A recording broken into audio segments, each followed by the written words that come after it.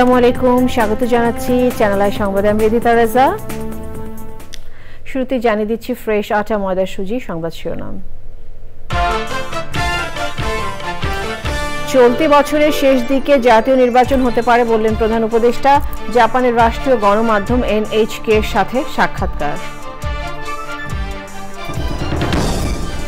শেখ হাসিনার পরিবার ও আওয়ামী লীগ নেতাকর্মীদের সম্পদ নষ্ট না করতে প্রধান উপদেষ্টার আহ্বান। ভাঙচুর আগুন শক্ত হাতে প্রতিহতের ঘোষণা।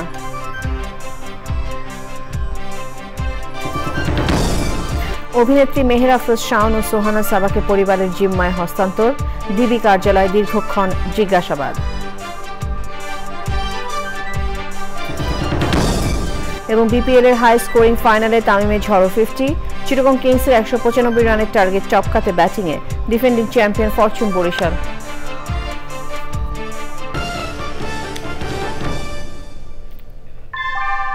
আমিও তো টাকা রাখি, কিন্তু আবার উঠেই খাই ফেলাই। তারপর ভিডিও দেখে একটা সেভিংস অ্যাকাউন্ট করে ফেললাম। বিকাশের মাধ্যমেই আমি টাকাটা ব্যাংকে জমাচ্ছি। অপচয় না করে আমরা যা রুজি রোজগার করি, এটাকে আমাদের আসলে সঞ্চয় করা প্রয়োজন। বিকাশ অ্যাপে ডিপিএস, টাকা জমায় সারা দেশ। সংবাদ শিরোনামগুলো জানাচ্ছিলাম। এখনকার এই সংবাদ আয়োজন একই সঙ্গে চ্যানেল আইয়ের ইউটিউব চ্যানেল এবং চ্যানেল আইয়ের ওটিটি প্ল্যাটফর্ম iScreen-এর লাইভ স্ট্রিম হচ্ছে।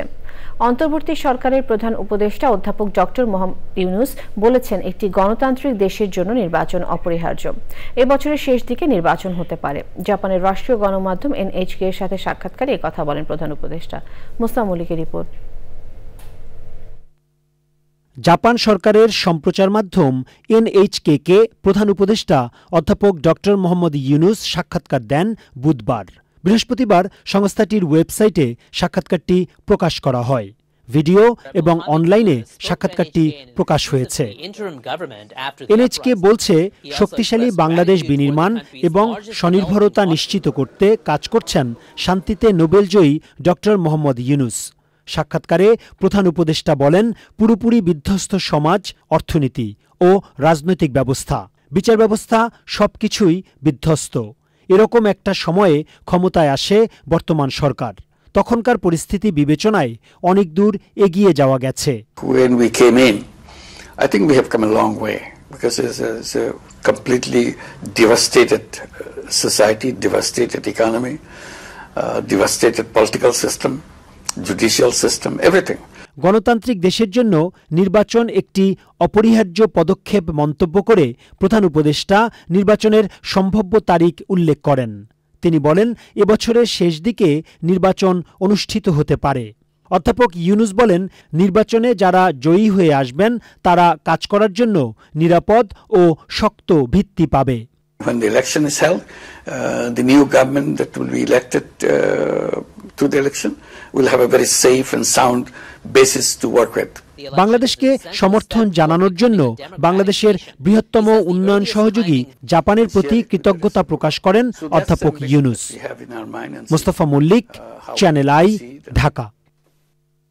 দেশের আইন শৃঙ্খলা পরিস্থিতি স্বাভাবিক রাখতে সবার প্রতি আহ্বান জানিয়েছেন প্রধান উপদেষ্টা অধ্যাপক ডক্টর মোহাম্মদ ইউনূস। এক বিবৃতিতে প্রধান উপদেষ্টা ফ্যাসিস্ট আওয়ামী লীগের সভাপতি শেখ হাসিনা সহ দলটির নেতাদের সম্পত্তিতে হামলা না চালানোর আহ্বান জানান।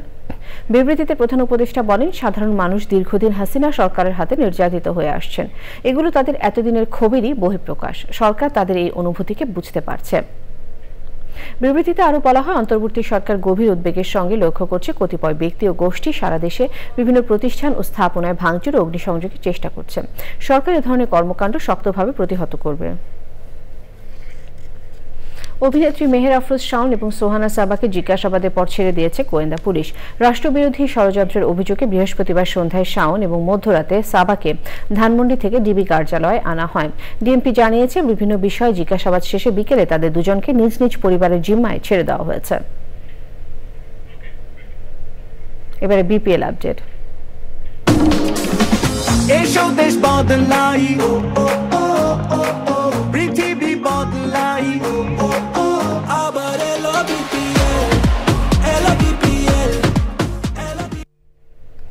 মিরপুরে হোম অফ ক্রিকেটে চলছে ফরচুন বরিশাল ও চিটাগং কিংসের বিপিএল এর 11 এর মেগা ফাইনাল।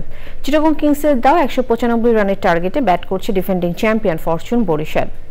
এর আগে চিটাগং কিংস 2 ওপেনার ইমনের 78 এবং নাফির 66-তে 3 উইকেট করে 194 রান। এই চ্যালেঞ্জিং টার্গেট তাড়া করতে নামা বরিশাল উড়ন্ত সূচনা করছে অধিনায়ক তামিম ইকবালের ঝড়ো 50-তে।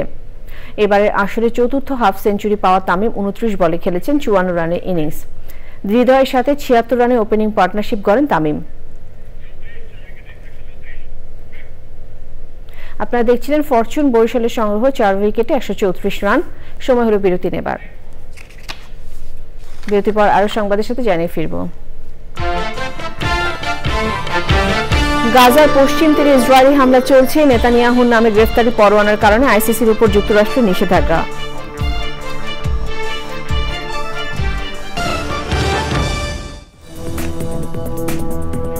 ফিরে এলাম বিরতির পর।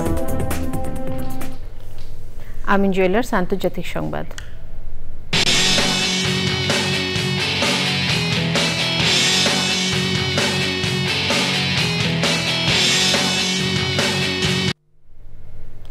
ইসরায়েলের প্রধানমন্ত্রী বেনিয়ামিন নেতানিয়াহুর বিরুদ্ধে গ্রেফতারি পরোয়ানা জারির কয়েক মাস পর আন্তর্জাতিক অপরাধ আদালত আইসিসির বিরুদ্ধে নিষেধাজ্ঞা জারি করেছে যুক্তরাষ্ট্র। গাজায় যুদ্ধবিরতির পর পশ্চিম তীর জুড়ে অভিযান চালিয়ে যাচ্ছে ইসরায়েলি সামরিক বাহিনী। হামাস মুখপাত্র বলেছেন, ফিলিস্তিনিরা তাদের অধিকারের জন্য লড়াই চালিয়ে যাবে। মিশর ও জর্ডান সতর্ক করেছে, ইসরায়েলের হামলা বন্ধ না হলে মধ্যপ্রাচ্যে বিশৃঙ্খলা ছড়িয়ে পড়বে। কৃষি সংবাদ।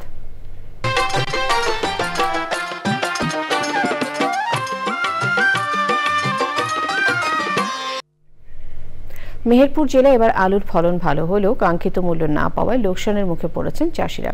গত মৌসুমে আলু চাষ করে চাষিরা লাভবান হলেও এবার বড় অঙ্কের ক্ষতির মুখে পড়ছেন তারা। প্রকৃতি সংবাদ।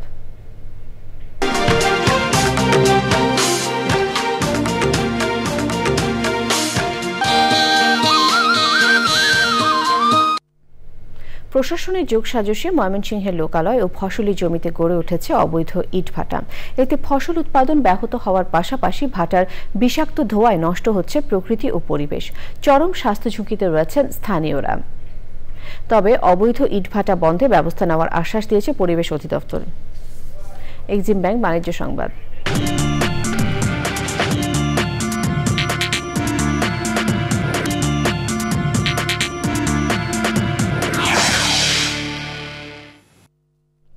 কক্সবাজারে হোটেল সি প্যালেসে হয়েছে স্কয়ার ফুড অ্যান্ড বেভারেজের বার্ষিক বিক্রয় সম্মেলন 2025।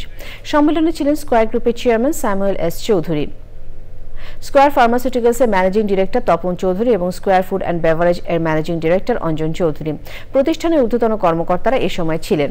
স্কয়ার গ্রুপের প্রতিষ্ঠাতা স্যামসন এইচ চৌধুরীর 100তম জন্মবার্ষিকী স্মরণ করার মাধ্যমে সম্মেলন শুরু হয়।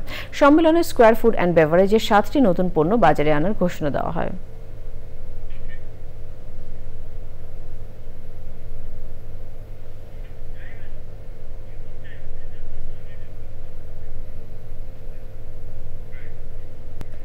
সবশেষে ফ্রেশ আটা, ময়দা, সুজি। সংবাদ শিরোনামগুলো আরও একবার।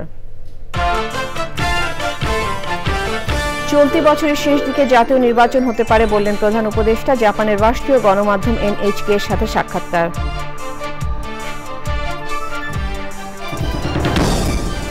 শেখ হাসিনার পরিবার ও আওয়ামী লীগ নেতাকর্মীদের সম্পদ নষ্ট না করতে প্রধান উপদেষ্টার আহ্বান। ভাঙচুর, আগুন শক্ত হাতে প্রতিহতের ঘোষণা।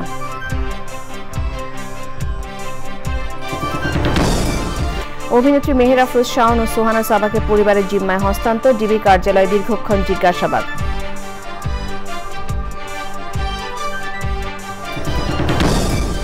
এবং বিপিএল এর হাই স্কোরিং ফাইনালে তামিমের ঝড়ো 50, চিটাগং কিংসের 195 রানের টার্গেট টপকাতে ব্যাটিংয়ে ডিফেন্ডিং চ্যাম্পিয়ন ফরচুন বরিশাল।